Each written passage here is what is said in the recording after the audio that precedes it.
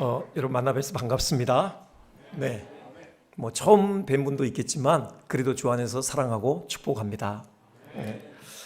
아무튼 이 자리까지 세워주셔서 감사합니다. 우리 김삼열 목사님, 특히 이제 노예에서 만나 뵙고 그 브라질 선교 컨퍼런스를 같이 동행을 했어요. 한 2주간에 걸쳐서요. 그때 얼마나 귀한 분인지 그때 또 알게 됐습니다. 정말 제게는 형님처럼 자상하시더라고요.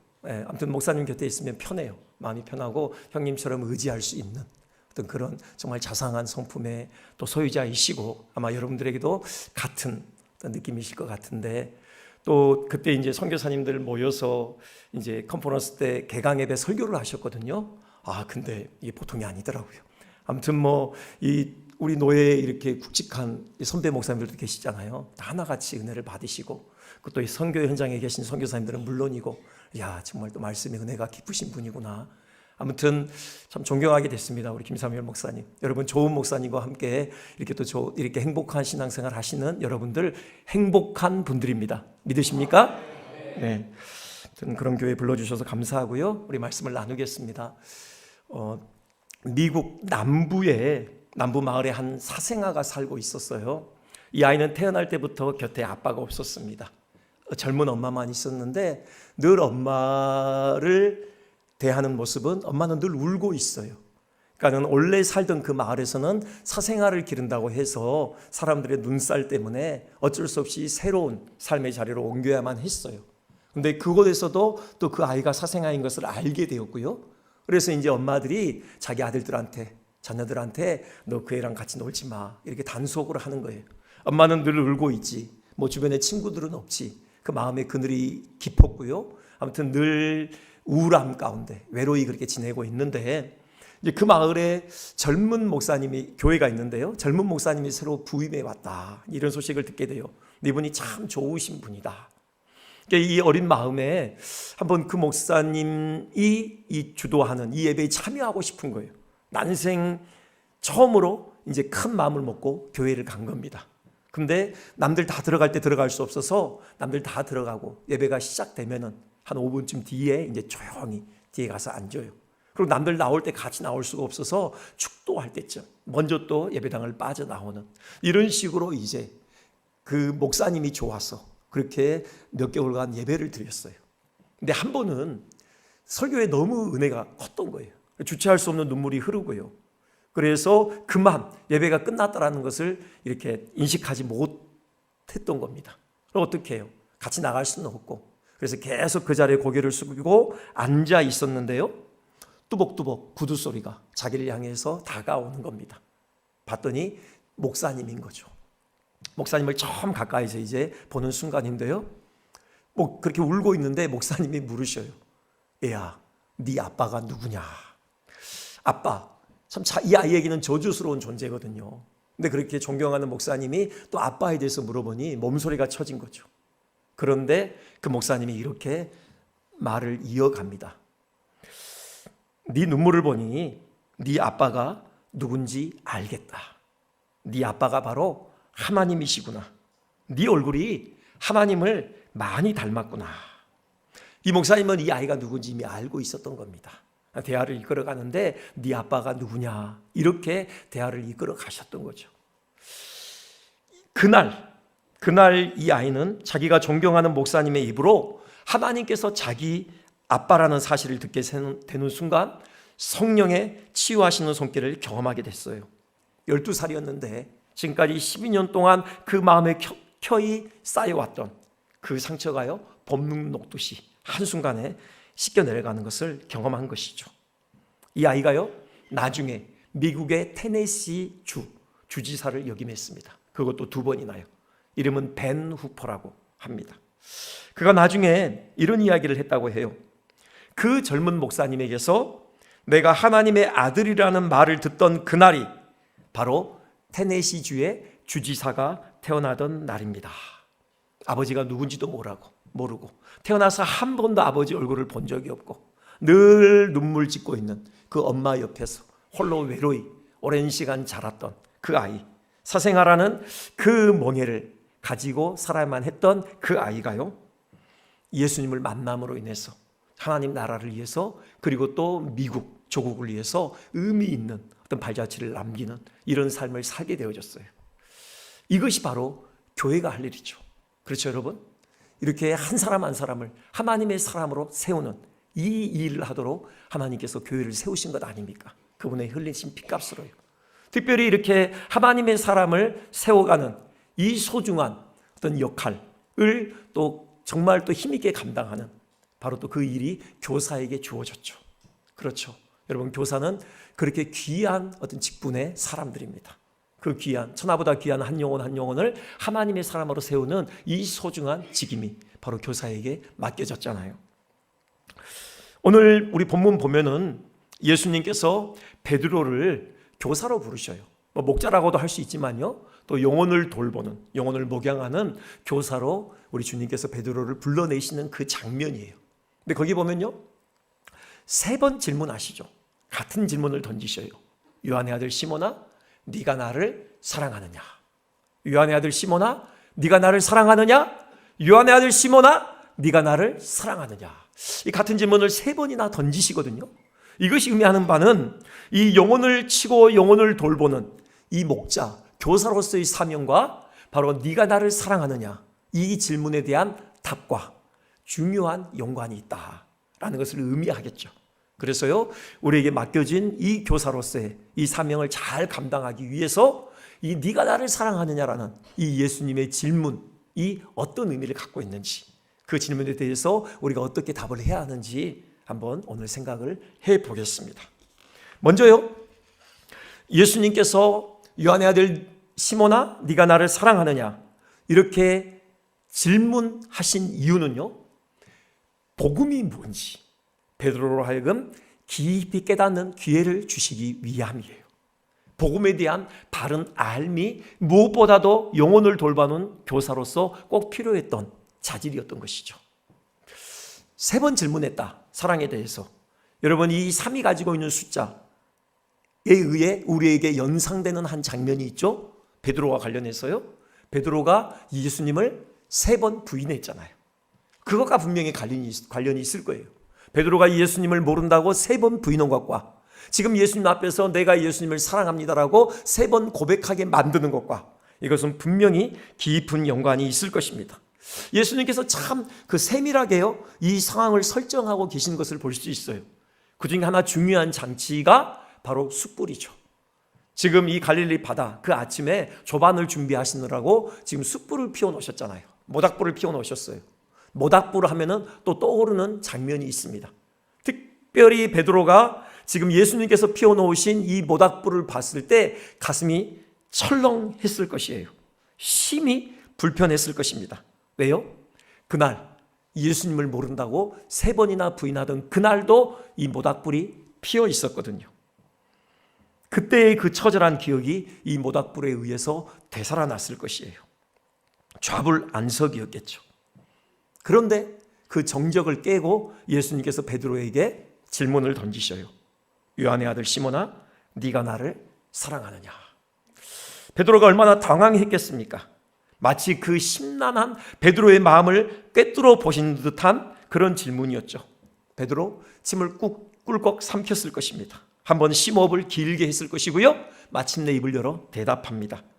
네, 주님, 제가 주님을 사랑하는 줄 주님께서 아십니다. 그런데 안 넘어가셔요. 또 한 번 질문을 던지십니다. 요한의 아들 시몬아, 네가 나를 사랑하느냐? 겨우 다시 마음을 가다듬고 같은 대답을 드리죠. 그런데 그것으로 끝내지 않으셔요. 한 번 더 물으십니다. 요한의 아들 시몬아, 네가 나를 사랑하느냐? 여기 보면요, 베드로가 근심했다고 해요. 예수님께서 3번이나 물으시자 근심했다. 얼굴에 근심이 가득한 채 거의 울먹이는 목소리로 대답했을 수 있어요. 물론 3번 다 그의 진심을 토했죠. 네, 주님, 제가 주님을 사랑하는 줄 주님께서 아십니다. 그런데 놀라운 것은요, 이렇게 3번째 예수님 앞에 예수님을 사랑한다라고 고백하는 그 순간 베드로의 심경에 큰 변화가 느껴졌던 것이에요. 지금까지도 그 마음을 묵직하게 눌러내리던 죄책감이 한순간에 사라지는 것이죠. 가슴에 응어리처럼 남아있던 남아 그를 짓누르던 그 죄책감이 눈 녹듯 스르르 녹아내리는 것을 경험했던 것입니다. 주님께서 진정으로 자기의 허물을 용서해 주셨다라는 그런 해방감이 찾아왔어요. 자기를 있는 모습 그대로 다시 받아주셨다라는 확신이 그의 온 영혼을 감쌌던 것이죠. 베드로는 이 고백과 함께 그간의 죄책감으로부터 온전한 해방을 경험했습니다. 복음이 무엇인지 그 복음의 진수를 온 영혼으로 경험하는 순간이었던 것이죠. 예수님께서 3번이나 질문하신 이유 중에 중요한 이유는 이것이었을 것입니다. 복음이 무엇인지 깨닫게 하시는 거죠. 단지 머리로만이 아니라요. 단지 우리의 지적인 수준으로만이 아니라 우리의 온 인격으로, 우리 온 영혼으로 복음이 주는 그 참 자유가 뭔지, 그 죄사함의 은혜와 감격이 무엇인지 베드로로 하여금 경험케 하시는 것이죠. 왜요? 이것으로부터 시작되거든요. 이 복음에 대한 이 감격, 이 복음에 대한 참 깨달음, 복음이 주는 진정한 자유와 해방감, 이것이요 주님의 영혼을 돌보는 교사로서의 첫 발걸음을 떼는 자격이에요. 주님께서 이 은혜를 베드로에게 건네주시는 겁니다. 왜 복음을 아는 게 중요한가?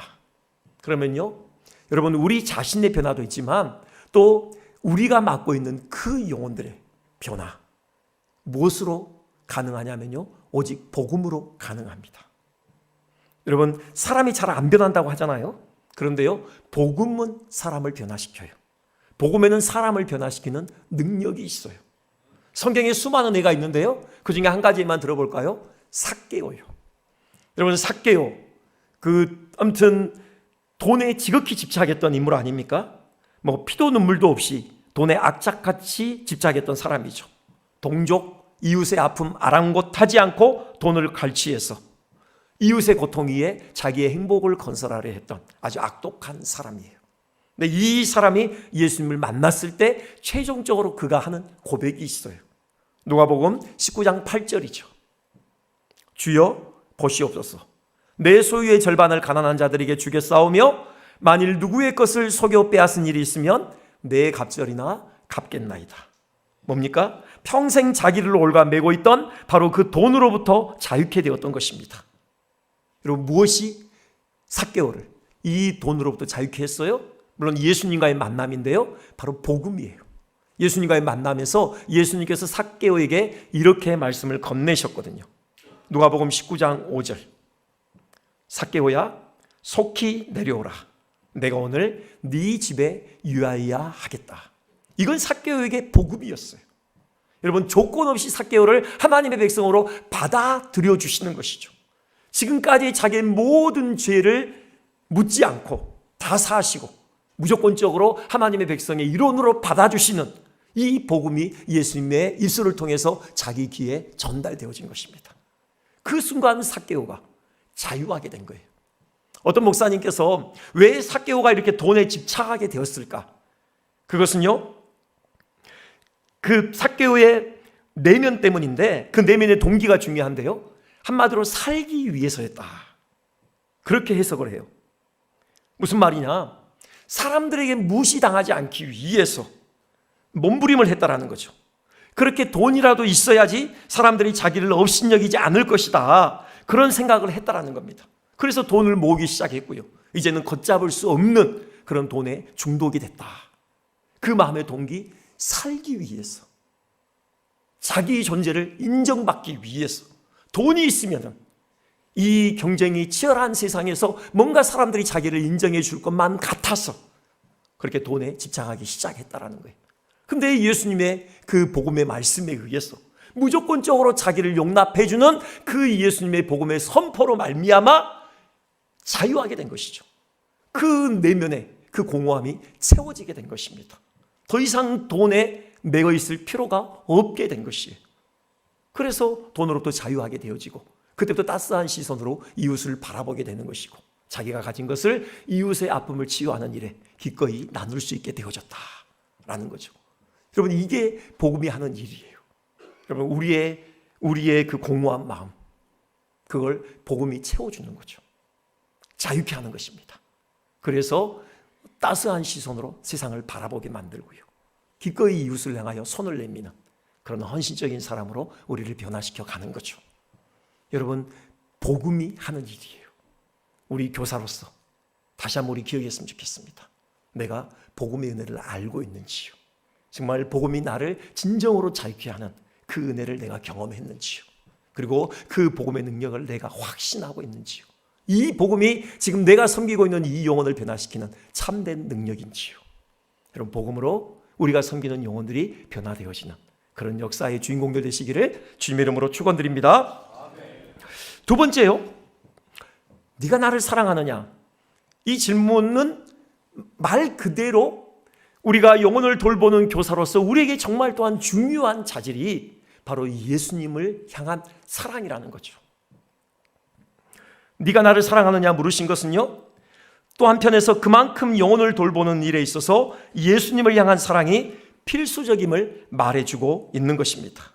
오직 예수님을 진정으로 사랑하는 자만이 진심으로 영혼을 돌보는 교사가 될 수 있다라는 예수님의 확신이 담겨 있는 것이에요.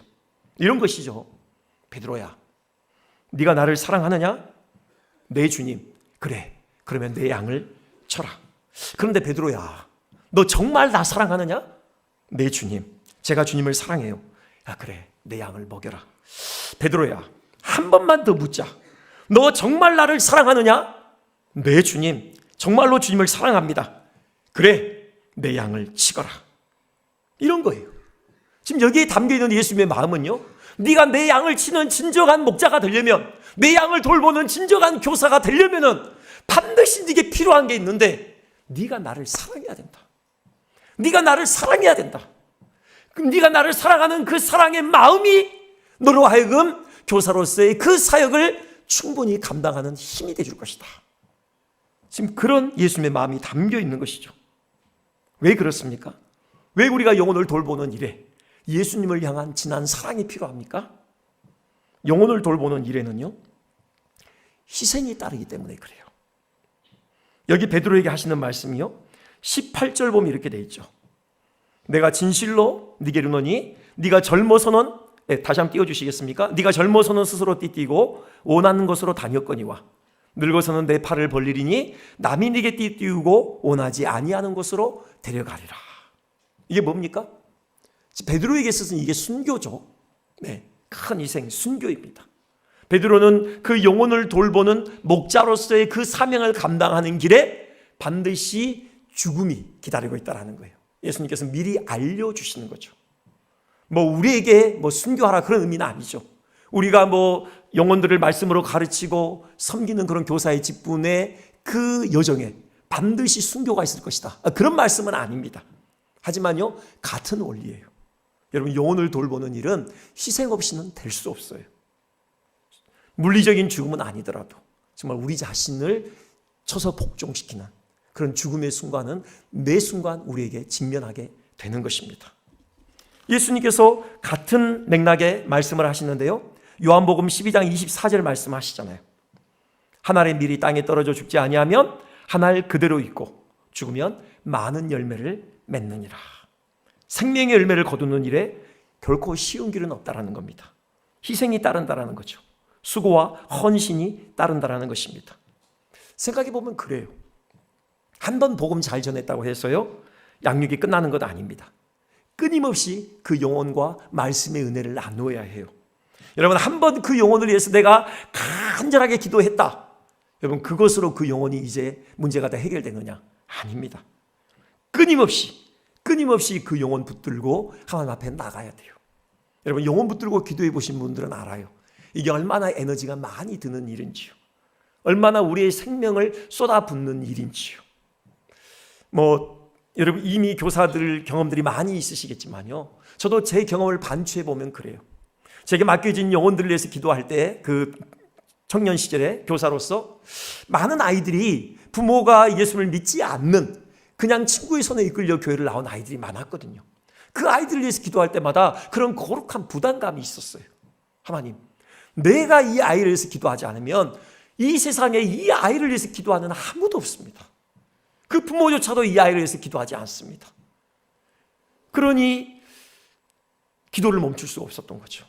제가 엎드리지 않으면 아무도 그 아이를 위해서 엎드리는 사람이 없다는데, 여러분, 그래서 거룩한 부담감을 가지고 끊임없이 그 아이 붙들고 하나님 앞에 나갔던 그런 순간들이 있었어요. 여러분, 그런 겁니다. 여기에는 희생과 수고와 헌신이 따르는 거예요.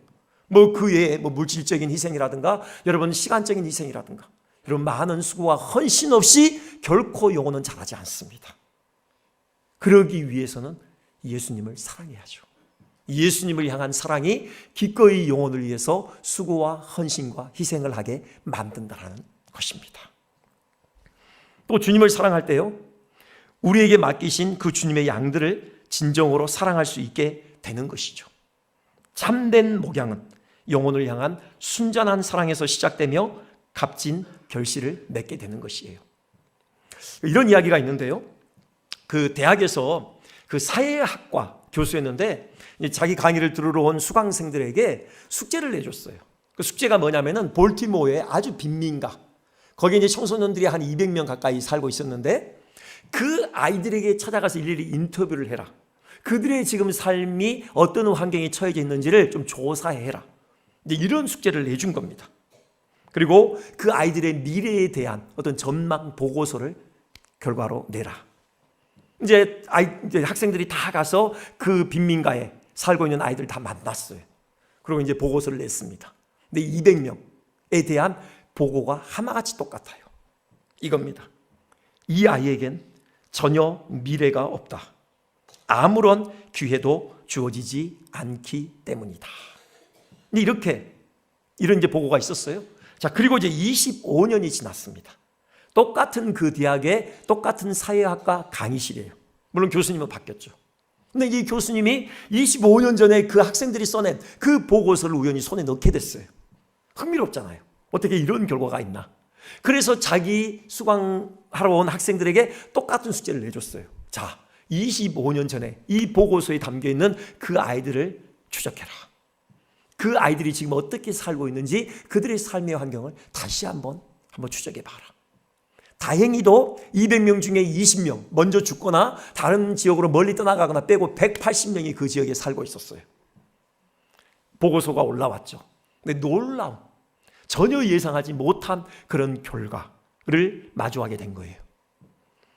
이들이요, 180명 중에서요 176명이 대단히 성공적인 인생을 살고 있더라는 거예요. 변호사, 의사, 사업가 이런 식으로 뭔가 사회에 의미 있는 공헌을 하면서 그들이 그 땅에서 호흡을 하고 있더라는 거죠. 놀랍잖아요. 아니 25년 전에 이 아이들에게는 미래가 없습니다. 하나같이 똑같은 결과를 얘기했는데 25년 전에 전혀 다른 어떤 그 현상이 벌어지고 있었던 거죠. 너무 궁금하잖아요. 이 교수가 직접 나섰어요. 그 사람들을 직접 만나러 다닌 겁니다. 뭐가 당신을 이렇게 바꿨느냐. 근데 하나같이 대답을 해요. 여선생님 한 분이 계셨지요. 당신이 성공할 수 있었던 가장 큰 이유가 뭐냐? 이 질문에 대해서요, 여선생님이라는 겁니다. 그때 학교 다닐 때 그 여선생님 그 한 분이라는 거예요. 다 똑같이 대답을 해요. 그래서 그 선생님을 찾았습니다. 다행히 만났어요. 이 교수님이 그렇게 묻습니다. 도대체 어떤 기적적인 교육 방법으로 이 빈민가의 청소년들을 이처럼 성공적인 인생으로 이끄실 수 있었습니까? 그 교육의 비결이 도대체 뭡니까? 늙었지만 아직도 빛나는 눈을 간직한 그 여교사, 작은 미소를 지으면서요 이렇게 말했습니다. 그것은 정말 간단한 일이었지요. 난 그 아이들을 사랑했답니다. 여러분, 이거예요. 사랑했다는 겁니다. 여러분, 사랑하면요 관심을 갖게 돼요. 사랑하면요 관심을 갖게 돼요. 지금 그 아이에게, 지금 그 영혼에게 필요한 것이 무엇인지에 대해서 관심을 갖고 보게 됩니다. 그 필요를 채우기 위해서 내 것을 내어놓게 돼 있어요. 그 필요를 위해서 주님 앞에 무릎을 꿇게 되고요, 하늘의 은혜를 구하게 되고요, 또 내가 할 수 있는 최선을 다해서 돕게 돼 있는 것입니다. 여러분, 이걸 주님이 가르쳐 주신 거예요. 베드로야, 네가 나를 사랑하느냐? 그래, 내 양을 쳐라. 네가 나를 사랑하는 그 사랑이 없이는 결코 이 희생적인 일을 감당할 수 없단다. 네가 나를 사랑하는 그 사랑으로 네게 맡겨진 이 영혼들을 사랑하지 않고는 결코 이 영혼들에게 있어서 의미 있는, 영역 있는 그런 교사로서의 사역을 감당할 수 없단다. 그 말씀을 지금 베드로에게 들려주신 것입니다. 여러분, 주님을 사랑하셨으면 좋겠습니다.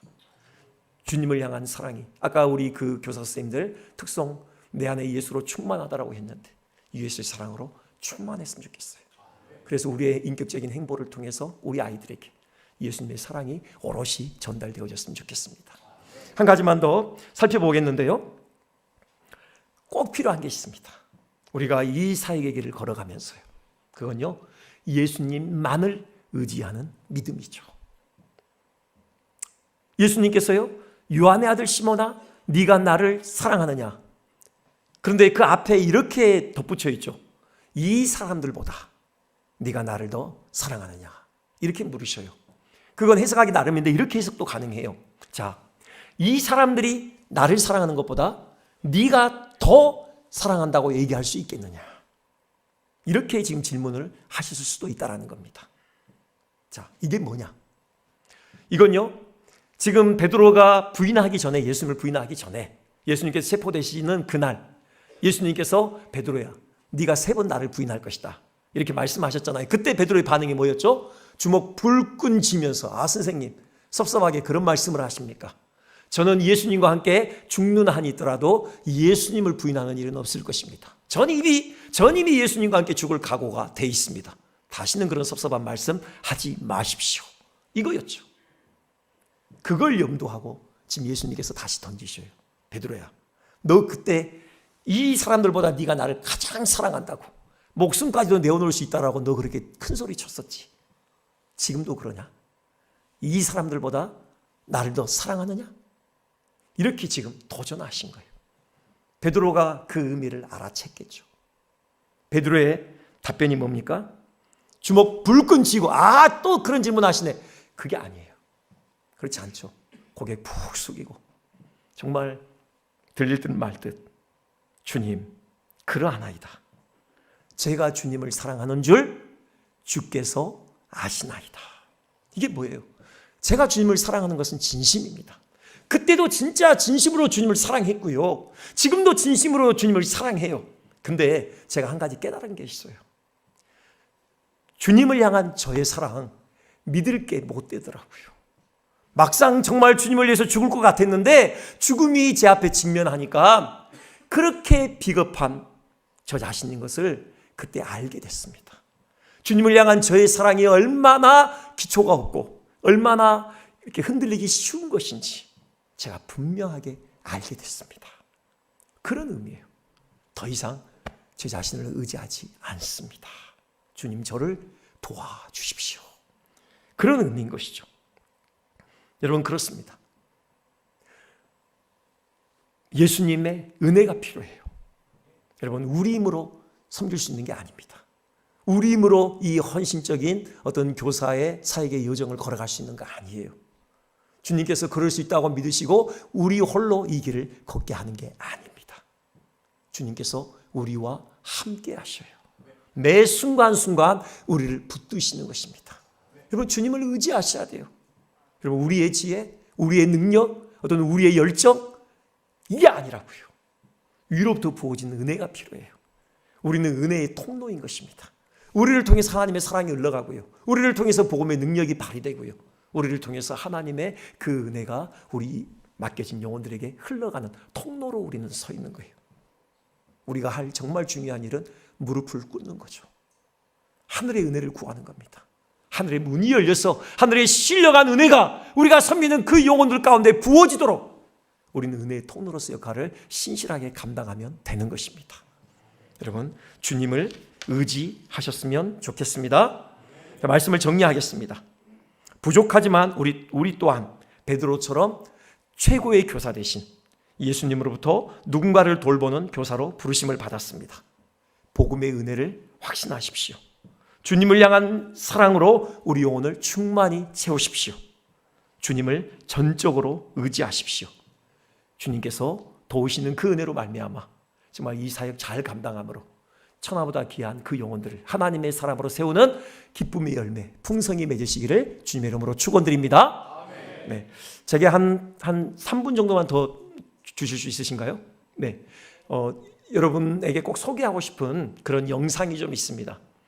죄송하지만 우리 교회에 매주 수요일마다 벌어지고 있는 어떤 그런 현장을 좀 영상에 담았거든요.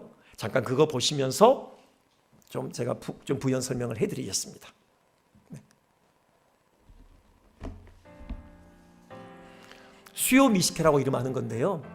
우리가 매주 수요일 1시부터 5시까지 4시간 동안 교회로 찾아오는 아이들을 섬깁니다. 지금 여기 나오는 많은 아이들은요, 우리 교회 다니는 아이들이 아니에요. 우리 교회 주변에 살고 있는 지역 주민들입니다. 네. 저희가 이제 수요 미식회 때 이렇게 아이들이 찾아와요. 1시부터 5시 안에요. 저희가 관리를 하고 있습니다. 이름을 다 적고요, 이렇게 그 쿠폰을 만들어서 일일이 이렇게 스탬프를 찍고 관리를 하고 있고요. 이제 간식의 내용들입니다. 저희가 와플도 만들어서 주고요. 그 다음에 아이스크림도, 여름에는 아이스크림을. 네. 여기 나이 지긋하신 분은 80 대신 우리 집사님이세요. 네. 그 다음에 소떡. 첫 메뉴는 이것부터 시작했거든요. 소시지하고 이 떡볶이. 이게 이제 우리 메인이죠. 그 다음에 또 여름에는 또 슬러시도 이렇게 나가고요.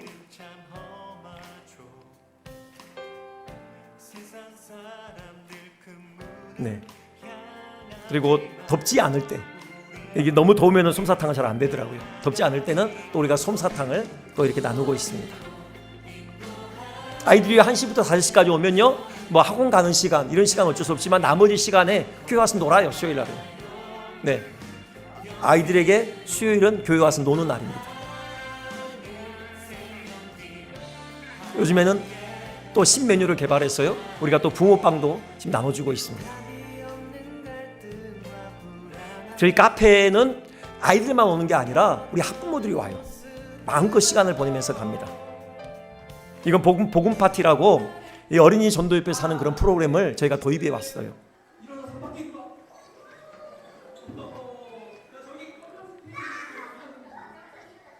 이건 철저하게 자율, 강제로 오는 아이들 무조건 집어넣는 게 아니라 그냥 열어놓고 관심 있는 아이들은 참여해라.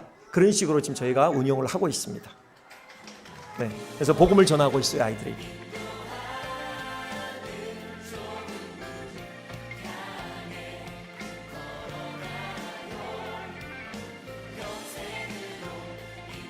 네, 복음을 알고 먹으면 더 맛있는 수요 미식회.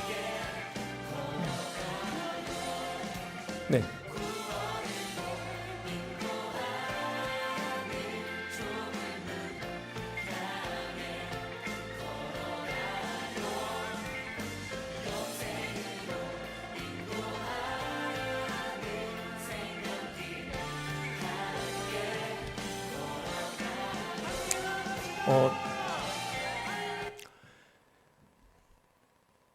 이걸 이제 특별히 소개해 드리는 이유는 뭐 당장 이렇게 하시라 뭐 그런 의미는 아니고요.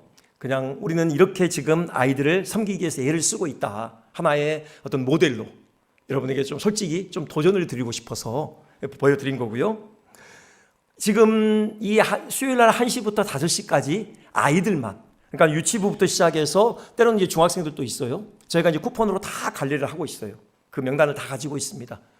한 주에 1시부터 5시까지 320명까지 와요. 아이들이요. 우리 교회 다니는 아이들도 오지만 그 외에 상당수가 우리 교회하고 상관이 없는 그 지역에 살고 있는 주민들이에요. 아이들만 320명 정도가 오고요. 부모들도 와요. 젊은 엄마들, 뭐 아빠들도 오고요. 할아버지, 할머니들도 와요. 오셨어요? 아까 그 카페 있잖아요. 우리 다 무료로 나눠주거든요. 뭐 라떼, 뭐 아메리카노 이런 거 그냥 무료로 나눠줘요. 거기서 아이들은 그냥 놀고 그 공간에서, 그리고 엄마들은 거기서 서로 이렇게 차담회를 나누고 마음껏 시간을 즐기다가 가요. 그 부모들 제가 인원은 파악은 제가 아직 보고를 못 받았는데 상당수가 돼요. 네. 그렇게 지금 수요일마다 지금 풍경이 벌어지고 있는데요. 아이들이 이렇게 하교할 때 가방 메고요. 교회로 막 뛰어와요. 아이들이. 그 뛰어오는 게 보여요. 막 뛰어와요. 그러니까는 이미 이 수요 미식회가 우리 그 아현 장로교 주변의 학교들에는 명물로 소문이 났어요. 선생님들도 알아요.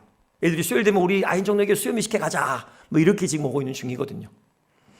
처음에는 이제 음식만 나눠주다가 우리가 이것만 하지 말고 이제 복음을 전하자. 해서 이제 복음 파티라는 이름으로 이제 복음을 전하기 시작했어요. 너무 감사해요. 그 장면을 보고 있으면은 정말 우리가 해야 될 일을 하고 있구나라는 그런 흐뭇함, 그런 기쁨이 있어요. 이게 어떻게 시작됐느냐, 이 말씀을 드리려고 하는 거예요. 이게 이렇게 지금 활력을 얻게 된 건, 자, 이것부터 말씀드리면요, 여러분, 이건 정말 놀라운 일입니다. 그냥 제 주관적인 판단이 아니라요, 저도 많은 목사님들을 만나잖아요. 그리고 어린이 전도협회 뭐 간사님들도 만나고 이 얘기를 하면요, 그리고 그 현장에 와서 보면요, 다들 놀래요. 왜 놀래느냐? 요즘 아이들 만나기가 너무 어렵잖아요. 뭐 학교 앞에서 뭐 나눠주기도 힘들어요. 요즘에 신고 들어오거든요, 바로요. 이거 아이들 접촉할 그런 어떤 공간이 없어요. 그런데 우리는 그냥 판만 깔아놓으면 애들이 온다니까요. 자기들이 뛰어서 와요. 마음껏 애들이 교회에서 놀다가 행복하게 시간을 보내다가 이제 돌아가요. 복음 듣고. 근데 이게 이제 어떻게 시작됐냐면은 이 일을 위해서 정말 한 분이 아주 헌신을 했어요. 이게 뭐 여기 뭐 소떡소떡, 그다음에 뭐죠? 뭐 아이스크림, 슬러시, 이런 것들이요, 이런 기계들, 뭐 붕어빵이니 뭐 와플이니 이런 기계들이 이걸 하려고 처음에 산 게 아니에요. 원래 우리 교회에 있었어요. 어떻게 활용이 됐느냐? 이분이 초등부 부장 집사님이었거든요. 지금은 이제 좀 내려놓으셨는데, 이번에 오랜 시간 동안 초등부 부장 집사님 하시면서 아이들을 어떻게 즐겁게 해줄까 늘 이 고민을 해요. 아이들이 교회 오는 게 즐거워야 되지 않겠느냐, 늘 그 고민을 하면서 이것저것 많이 시도하는데 먹을 걸 빼놓을 수 없잖아요. 이분이 스스로 자기 주머니 털어서 와플 기계도 사고요, 뭐 슬러시 기계도 사고요, 그 다음에 뭐 붕어빵 기계도 사고요, 뭐 이런 식으로 자기가 다 아이스크림도. 그래서 이미 초등부에서 다 먹었던 간식들이에요. 다 준비가 돼 있었어요. 그걸 그냥 더 확산시킨 거예요. 그러면서 이게 이제 이렇게 확대된 거예요. 그러니까 이들은 이미 노하우가 있죠. 이미 뭐 와플, 이미 전문가들이에요. 뭐 아이스크림, 뭐 이런 것들 다 전문가들이에요. 그래서 그분들이 이 수요일마다 이제 더 넓혀서 이 일을 하기 시작한 겁니다. 여러분, 아까도 말씀드렸지만 헌신 없이, 수고 없이 결코 영혼은 세울 수 없어요. 여러분, 반드시 누군가는 헌신하셔야 됩니다. 누군가는 희생해야 돼요. 그 희생을 통해서 성령께서 역사하실 것입니다. 열매가 있느냐? 있습니다. 저희요, 새생명 축제 할 때, 우리 작년에 새생명 축제 했는데 아이들도 같이 했거든요. 유년부가 26명이 새로 왔어요. 그리고요, 초등부는 6명인가가 왔어요. 총 32명이 왔습니다. 물론 지금 다 정착하지 못했어요. 하지만 제가 연락처를 가지고 있고 계속해서 연락을 하고 있습니다. 여러분, 분명히 열매가 있어요. 지난주에도 유년부 전도사님이 한 명이 새로 왔습니다. 수요 미식회 때 왔던 애 같습니다. 그렇게 얘기하더라고요. 여러분, 뿌리면요, 반드시 하나님께서 거두게 하십니다. 그런데 헌신이 필요해요. 누군가는 희생해야 됩니다. 그 희생의 터 위에 역사는 일어나게 돼 있습니다. 여러분, 그런 은혜가 은평교회, 또 은평교회 그 부서에 왕성하게 일어나기를 주님 이름으로 축원드립니다. 기도하겠습니다. 하나님, 주께서 사랑하시는 피 흘려 값주고 사내신 너무나도 소중한 은평교회에서 부족한 종이 잠깐 말씀의 은혜를 나누도록 도와주시니 감사합니다. 하나님, 지금까지도 이 교회를 통하여서 천하보다 귀한 그 어린 영혼들, 하나님의 사람으로 세우는 이 귀한 역할 힘있게 감당하게 하셨사온데, 계속해서 우리 교사들에게 성령의 기름 부으심을 더하여 주셔서 영혼을 향한 그 열정 허락하여 주셔서 그 열정 어린 섬김의 수고를 통하여서 더 많은 영혼들이 주께로 돌아오며 하나님의 사람으로 든든하게 세워져가는 이 역사가 왕성하게 일어나게 도와주시기를 간절히 소망합니다. 예수님의 이름으로 기도합니다. 아멘.